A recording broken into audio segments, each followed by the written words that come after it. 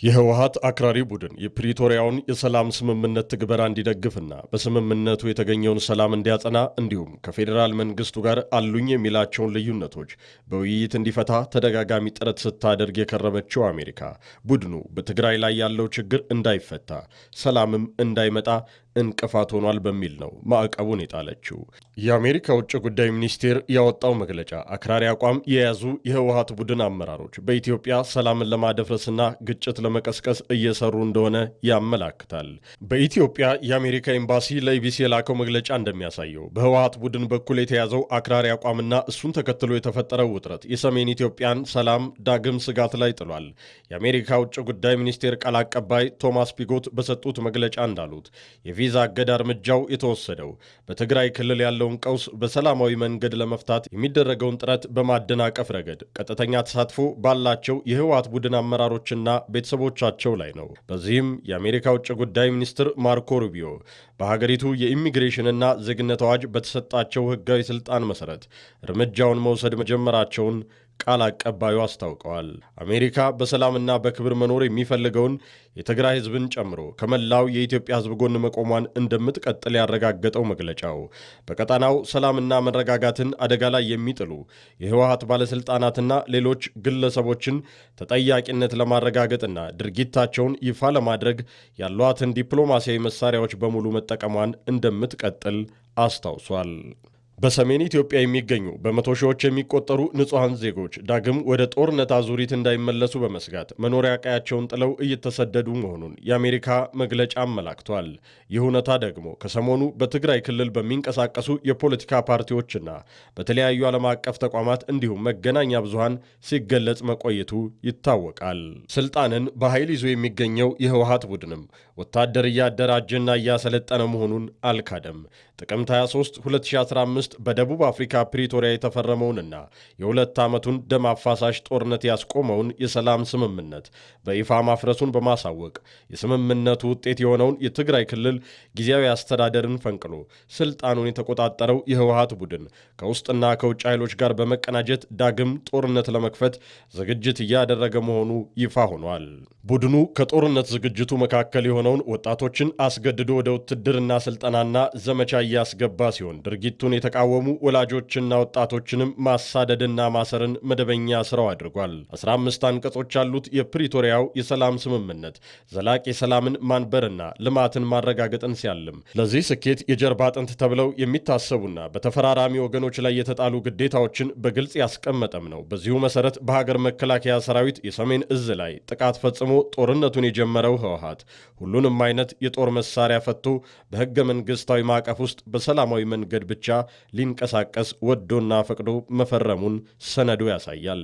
የፌዴራል መንግስት ደግሞ በትግራይ ክልል ታጣቂዎችን ኢላማ ካደረገ ጥቃት የመቆጠብ መሰረታዊ አገልግሎትን ዳግም የመጀመር ህወሓት ከሽብርተኝነት መዝገብ እንዲወጣ የማመቻቸት እንዲሁም ሰብአዊ ድጋፍና አቅርቦት ያለ ገደብ እንዲሳለጥ የማድረግ ግዴታዎች ተጥለውበታል።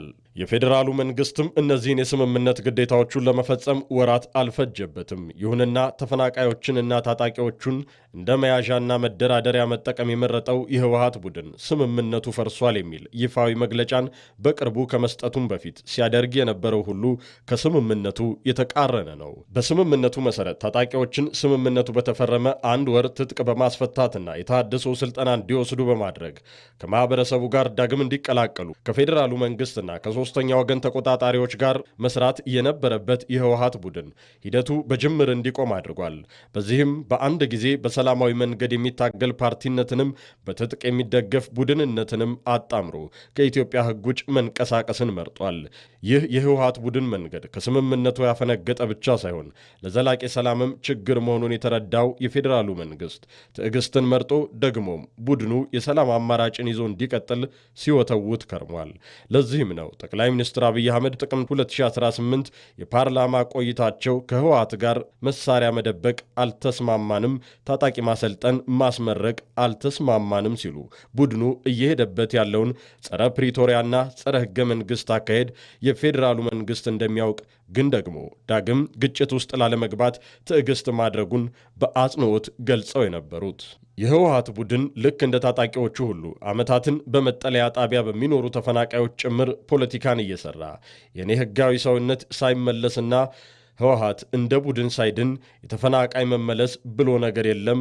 ቀድሞ ነገር እኛ ማዳን የምንፈልገው ድርጅታችንን ነው፣ ህዝብም ይህንን አቋማችንን ነው የሚደግፈው ሲል በህዝብ ስቃይ መዘባበቱም ይታወሳል። የቀድሞው የጊዜያዊ አስተዳደሩ ፕሬዝደንት ጌታቸው ረዳ ስልጣን ከመልቀቃቸው በፊትም ሆነ ከለቀቁ በኋላ በሰጧቸው መግለጫዎችና ቃለመጠይቆች ተፈናቃዮች እንዳይመለሱ በማድረግ ሲያደናቅፍ የነበረው ህወሓት መሆኑን ጠቅሰው በዚህ በኩል የፌዴራሉን መንግስት መውቀስ እንደማይቻል ደጋግመው መስክረዋል። ህወሓት በአንቀጽ 6 ንዑስ አንቀጽ ኤ ላይ የተቀመጠውንና ኢትዮጵያ አንድ የመከላከያ ኃይል ብቻ ይኖራታል የሚለውን ችላ ብሎ እስከዛሬ የትግራይ ሰራዊት በሚል ኃይሉን ይዞ ለህዝባዊ አገልግሎትና ልማት ሊውል ይገባው የነበረን የክልሉ በጀትና እርዳታ ለታጣቂ ቀለብ አድርጎት ይገኛል። በፕሪቶሪያ ስምምነት አንቀጽ 7 መሰረት የውጭ ግንኙነት ሥራ የፌዴራል መንግስት በመሆኑ ህወሓት የኢትዮጵያን ሉዓላዊነትና የግዛት አንድነት አደጋ ላይ በሚጥል አግባብ ከየትኛውም የውጭ ኃይል ጋር ግንኙነት ላይ ፈጥር ፈርሟል።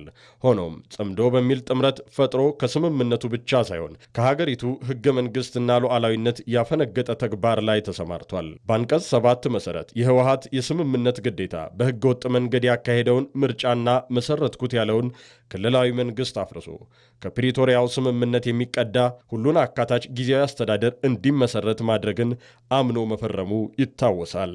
ከዚህም ባሻገር ወደ ህገ መንግስታዊ ስርዓት ለመመለስና የፌዴራል መንግስቱን ዕውቅና ለመስጠት የተስማማውና የፈረመው ህወሓት ዛሬ ላይ በህገ ወጥ መንገድ የተመረጠውን የክልል ምክር ቤት ከ5 ዓመት በኋላ ጠርቶ መንግስት መስርቻለሁ እያለ ይገኛል። ህወሓት በሀገሪቱ የሚገኙና በትጥቅ የሚታገሉ አካላትን በምንም አይነት መንገድ ከመደገፍ እንዲቆጠብ የተቀመጠ ድንጋጌ ቢኖርም በተግባር ግን በሀገሪቱ ካሉ ታጣቂ ቡድኖች ጀርባ አሁንም እጁ አለ። አሁን ደግሞ እንደ አዲስ የጦርነት ነጋሪትን በመጎሰም ላይ የሚገኘው ቡድኑ ወጣቶችን ያለ ፈቃዳቸው ከባህላዊ ማዕድን ማውጫ ስፍራና ከሥራ ቦታቸው ሳይቀር እያፈሰ ወደ ጦር ካምፕ እያጎረ ይገኛል።